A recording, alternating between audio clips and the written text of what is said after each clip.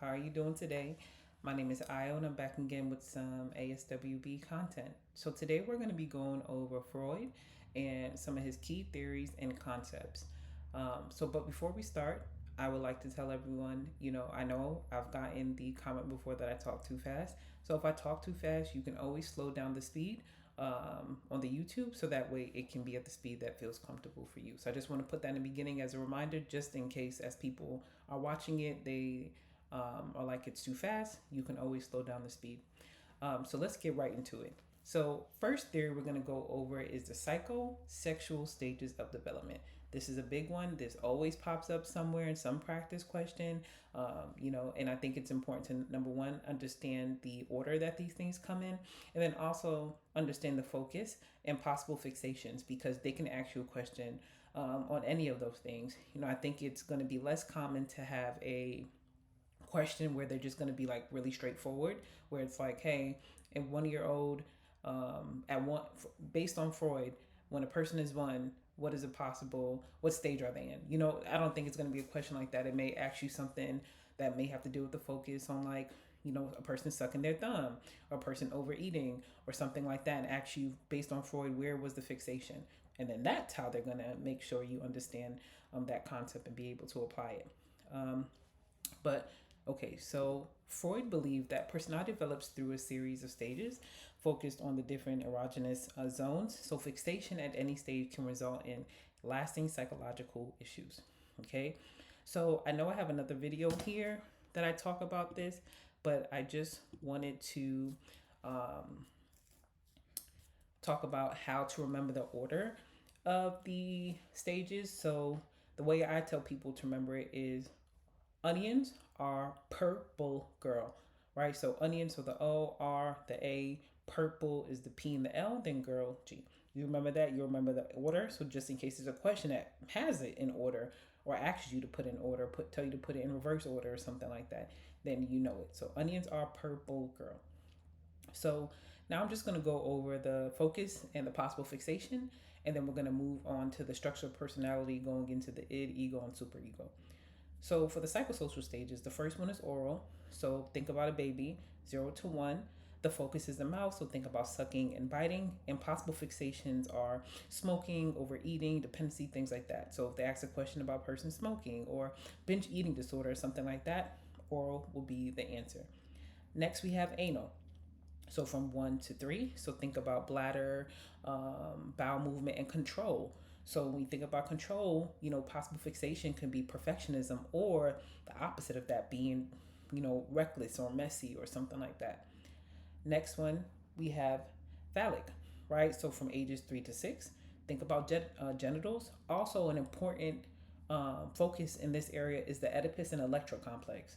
So remember that during the ages of 3 to 6, that complex is the focus. And possible fixations could be guilt or anxiety or identity issues. But really important to remember the Oedipus and Electra complex that happens in the phallic stage. So next is latency from 6 to 12. So think about socialization and cognitive development. In this stage, there's minimal fixation, and then the last stage being genital, 12 and up. Thinking about maturation of sexual interest. And if all stages are resolved, then this leads to a well adjusted adult and that has well adjusted relationships. So I'm just going to pause for a little second here so that way you can take a screenshot if you want to of this one. But these are the psychosexual stages. So remember thinking all onions are purple girl. That's the way to remember the order. And remember these key focuses so that way if they ask you questions, you're able to answer them. Next, we have structured personality. So the id, ego, and superego. People always see questions on this. So the way I like to remember these is thinking about like a person with a devil and an angel on their side. So the id, you think of the devil, you think of the impulses, pleasure seeking, like that type of thing. So the id is all the unconscious, right? Thinking of the primitive drives. So I want it, I get it, right? Think about that as the id. Then next the ego. So ego is the rational person. They're the mediator. They're the person trying to weighing out the pros and cons, right? So think of the it as the person that has the two beings on their side. So having the angel and the devil on their side, the ego is that person. So here, the ego is really trying to rationalize things. They're in the reality. They're trying to find balance between the two. And then the super ego, you want to think of that angel that's very big on rules, very big on moral standards, right? What's right is right. What's wrong is wrong. There's no middle path. That's what you want to think about the super ego. So if you can remember that, it becomes a lot easier.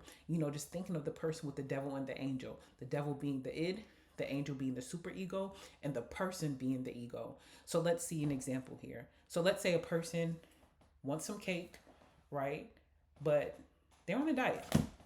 So the id will say, you better eat that cake now, right? I want it, I get it. The super ego will say, you must follow your diet. The ego trying to rationalize it, right? Like, okay, I'm gonna have a small piece and then I'm gonna work out later, right? So think about it from that lens. So remember, I get it, I want it. Like, it's moving on impulsivity, is moving on pleasure. The ego is trying to balance the two, and the super ego is what's right is right, what's wrong is wrong. There's no middle path. Okay, so next, we have defense mechanisms. So these are not all of the defense mechanisms, but these are the common ones that pop up. If you want me to make a video with more, because there's some defense mechanisms that are not talked about as much, so I didn't want to put it in there. But if you want one with more, then I can do that. But I just put these ones here. So here I have the defense mechanisms, description, and an example. And then right after this, we're going to get into questions. So repression. So think about pushing distressing thoughts into the unconscious. So let's say a person experienced a traumatic event in childhood. Repression is the defense mechanism that they're using. Also, when you think about the defense mechanism, Freud believed that these defense mechanisms are like unconscious strategies used by the ego to reduce anxiety, right? So if you see a question on that, like what's the purpose of defense mechanisms or why we have them, think about that. It's there to reduce anxiety, right? They're unconscious strategies, right? A person may not know that they're doing that. So yes. So next we have denial. So refusing to acknowledge reality. So let's say a person denies a terminal illness and they're like, oh, I don't need to get my affairs in order. I'm going to make it. And let's say it's at that point, the person has lost a lot of weight. They need a lot of medication to just get up. You know what I mean? Like denial. Next, we have projection. So for projection, I always tell people to think about a projector. Let's say when you were in school and there was projectors there that they were used to put things on the whiteboard and stuff like that. So projection, projector. So this is a person attributing one's own feelings onto another person. So a cheating spouse accusing their partner of being faithful, right? Next is displacement. So a lot of times people mix up displacement and projection, but I tell people to think about displacement as like you're redirecting your feelings on someone that feels safer. So here I have an example as like yelling at a coworker after a fight with a spouse, but like what if your boss screamed at you and then you go home and scream at your kid or you scream at your spouse because you know that they're not going to do anything, right? That would be displacement. So thinking about redirecting emotions onto a safer target, onto somebody that won't do anything, or a person that got in a fight with their spouse and they smacked their dog, right? That could be displacement. Next, we have regression. So reverting to an earlier developmental stage. So an adult throws a tantrum when they're frustrated, or let's say the person just experienced a loss and now they're sucking their thumb and using their blanket that they had when they were little, or they use their teddy bear that they had when they were little, right? That could be regression. Sublimation, so challenging unacceptable impulse into acceptable ones. So a person with aggressive tendency becoming a boxer, right? So this is like an adaptive defense mechanism. So, some of the defense mechanisms can be adaptive. Sublimation can be one of them. And then rationalization. So a person justifying actions with logical excuses. So I didn't want the job anyway after being rejected, right? That can be an example. Or let's say you got turned down by somebody that you wanted to date. So I didn't like them anyway. They were ugly, right? Something like that. That could be rationalization. And then reaction formation, so expressing the opposite of one's true feelings. So a person who feels attracted to someone acts rude toward them, or let's say a person like they don't like their sister and then now they're being so nice to their sister. That's reaction formation. So I hope this was helpful. We're going to get into questions. Before we get into questions, I'm just going to take a stop a bit, just so people, if they want to do screenshots, so stopping here for a few seconds, then coming here. Okay, and now we're going to do some practice problems. So, question number 1. A 4-year-old girl strongly prefers spending time with her father over her mother, right? 4 years old. She frequently acts jealous when her mother and father interact. According to Freud, what stage is she in? Is it oral, anal, phallic, latency?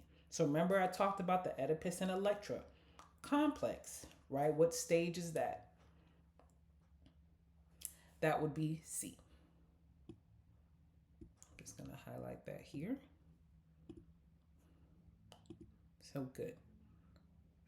Next question. A man who is extremely critical of others and easily offended by criticism is constantly accusing his coworkers of being too sensitive. Which defense mechanism is he using? Is it displacement, projection, rationalization, or denial? So think about it. Is he displacing his feelings on a safer target? Is he attributing his own feelings onto others? Is he trying to blame external factors instead of taking responsibility? Or is he refusing to accept something that's going on? So the answer here would be B, projecting. He's projection. He's projecting. He is projecting his own qualities onto other people. And lastly, a college student who experienced severe childhood trauma has no recollection of it and insists that they had a happy childhood. What defense mechanism is this example of? So, is it denial, sublimation, repression, or regression? So, is he denying something that's true? Is he taking, let's say, a maladaptive behavior and making it adaptive? Is he pushing down a belief or pushing something down into his unconscious and doesn't remember it? Or is this person acting as if they did when they were in their childhood?